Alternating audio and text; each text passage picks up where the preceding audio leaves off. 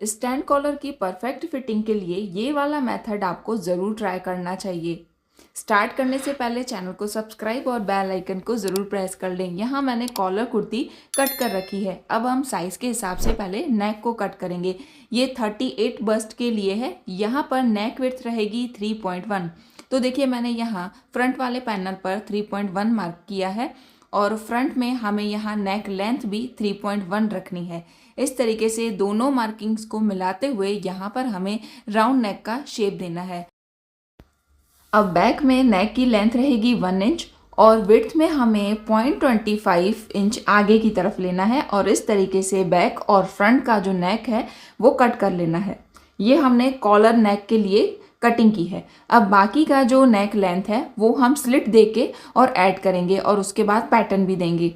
तो पैटर्न के लिए मैंने ये पेस्टिंग पेपर लिया है। इसको फोल्ड करने के बाद इसकी विड्थ है 2.5 और इसकी जो लेंथ है 14 इंच तक है। अब देखिए इस पैटर्न में ऊपर की तरफ हमें इस तरीके से इसको सेट करना है राउंड नेक तक और जो राउंड नेक का शेप है उसको इस तरीके से फिर से इसके ऊपर मार्क कर लेना है। ये वाला कटिंग हो जाएगा और उसके बाद जो नेक की टोटल लेंथ है वो 7 इंच रहेगी। तो जैसे मैंने मेज़र टेप रखी है इस तरीके से रखें और 7 इंच पे मार्किंग कर लें। यहाँ तक हमें स्लिट देना है और स्लिट हम इस तरीके से 0.25 इंच जितनी वाइड रखेंगे। देखिए पैटर्न कुछ इस तरीके से आएगा। अब जहाँ पर हमने मार्किंग की है उसे हम कट कर लेंगे। पेस्टिंग पेपर को मैंने कट कर लिया है। अब इस पेस्टिंग पेपर को हमें फैब्रिक के ऊपर पेस्ट करना है और इस फैब्रिक में मैंने कुर्ती वाला ही फैब्रिक यूज़ किया है मगर उसमें मैंने पिनटेक्स डाल दिए हैं। अब इसके ऊपर हम आयरन करके पेस्ट कर लेंगे और बाहर की तरफ से पूरा फोल्ड कर लेंगे। अब इस पेस्टिंग पेपर को फोल्ड करके एक बार यहाँ सेंटर में छोटा कट लगा दें। तो जब हम इसे स्टिच करेंगे तो इसे प्रॉपर सेंटर में रख पाना बिल्कुल आसान होगा। अब देखिए ये कुर्ती का फ्रंट पैनल है। यहाँ नेक पर भी मैंने सेंटर में छोटा कट लगा दिया है। अब इसे हमें उल्टे साइड में यहाँ पर सेट करना है। ये नेक का सेंटर है और ये योक का सेंटर है। दोनों को प्रॉपर मिलाएं और देखिए जहाँ पर हमने इस पेस्टिंग पेपर में गोलाई कट की है उसको भी प्रॉपर नेक के साथ मैच करते हुए यहाँ सेंटर में जो स्लिट हमने कट किया है वहाँ हमें स्टिच लगानी है। अब देखिए कॉलर नेक में ज़्यादातर वी स्लिट दिया हुआ होता है मगर यहाँ पर जो योक का पैटर्न है वो हमने रेक्टेंगल शेप लिया है, इसलिए हमने यहाँ स्लिट को भी उसी शेप में कट किया है। अब देखिए यहाँ पर हमने स्टिच लगा दी है। अब हमें यहाँ कट लगाना है। बिल्कुल सेंटर में ध्यान से कट लगाएं। दोनों कोनों पर भी हमें छोटे कट लगा देने हैं। अब देखिए अगर इस पैटर्न में स्लिट पर आपको बटन और लूप लगाने हैं तो आपको यहाँ स्लिट पर पहले ही लूप को स्टिच साथ में करना होगा। अब देखिए इस योक को हमने पूरा आगे की तरफ ले लिया है। एक बार अच्छे से आयरन करें और उसके बाद इस योक पर बाहर की तरफ से भी स्टिच लगाकर इसे पूरा रेडी कर लें। देखिए यहाँ मैंने स्टिच लगा दी है और उसके बाद इसको उल्टा घुमाएं। यहाँ नेक पर जो एक्स्ट्रा फैब्रिक दिख रहा है उसे कट कर लें। अब ये पूरा प्रॉपर शेप आ चुका है। फ्रंट का पैटर्न इस तरीके से कुछ रेडी हो गया है। अब कॉलर लगाना है। कॉलर लगाने के लिए पहले हम फ्रंट और बैक को शोल्डर लाइन से जोड़ देंगे। यहाँ शोल्डर लाइन को प्रॉपर मिलाएं और पूरा 1/2 इंच स्टिच में दबा दें। शोल्डर लाइन जुड़ चुकी है।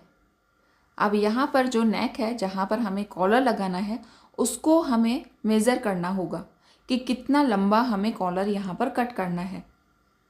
देखिए इस तरीके से पूरे नेक को हम मेज़र करेंगे और उसके लिए हमें कैसे फोल्ड करना है। देखिए दोनों स्लिट को आमने सामने प्रॉपर मिलाएं, शोल्डर लाइन को प्रॉपर मिलाएं और इस तरीके से पूरे नेक को फोल्ड कर लें।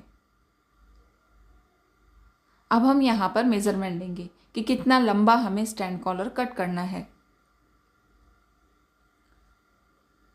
देखिए नेक के पास में इस तरीके से हम मेज़र टेप को अच्छे से घुमाते जाएंगे और पूरी मेज़रमेंट लेंगे। यहाँ लेंथ आ रही है 8.5। अब उसके हिसाब से हम कटिंग करेंगे। देखिए कटिंग का जो मेथड है वो सभी साइज़ के लिए सेम रहेगा। आपका जो भी साइज़ आ रहा है उसके हिसाब से स्टैंड कॉलर को इस तरीके से कट करना है। अब पेस्टिंग पेपर को मैंने फोल्ड करके पिन लगा दी है। अब पहले एक सीधी लाइन खींच लें। यहाँ पर हमने सीधी लाइन खींच ली है। उसके बाद 1/2 इंच का गैप देके एक और लाइन खींचनी है। अब देखिए यहाँ पर हमने मेजरमेंट निकाली है 8.5, उसमें 1 इंच कम कर लें। यहाँ 7.5 पे मैंने मार्किंग की है। अब इस लाइन को हमें अंदर की तरफ लेना है। देखिए इस तरीके से हम 2.5 इंच तक अंदर की तरफ लेंगे। आप इसे 3 इंच तक भी ले सकते हैं। अब यहाँ नेक की विड्थ हमने रखी थी 3.1, तो वहाँ पर मैंने इस तरीके से लेंथ में मार्किंग की है। जो ऊपर वाला हिस्सा है वो बैक का है, जो आगे वाला हिस्सा है वो फ्रंट का है। तो जो आगे वाला हिस्सा है वहाँ पर हम इस तरीके से कॉलर का शेप देंगे। आगे की तरफ हल्की सी गोलाई देते जाएं और आगे की तरफ लाइन को खींच लें। अब हम बैक का नेक जो फर्स्ट वाली लाइन है वहाँ से लेंगे। देखिए इस तरीके से दोनों को मिला लेना है। ये पूरा कॉलर का शेप आ चुका है। अब हम इस लाइन को इस तरीके से मेज़र करेंगे। यहाँ 8.5 पे हमें मार्किंग करनी है। यहाँ तक हमारा कॉलर रहेगा और कॉलर की जो विड्थ है वो आप 1 इंच या 0.75 इंच तक रख सकते हैं। यहाँ मैंने 0.75 इंच तक रखी है। अब इन सभी डॉट को मिलाते हुए फिर से कॉलर का शेप देना है। अब कॉलर पर पिन लगा दें और उसके बाद कटिंग करें। देखिए यहाँ सेंटर में अगर हल्की सी पॉइंट बन रही है तो उसको कट कर लें। देखिए यहाँ मैंने स्टैंड कॉलर की कटिंग कर ली है। इस तरीके से इस कॉलर का शेप आएगा।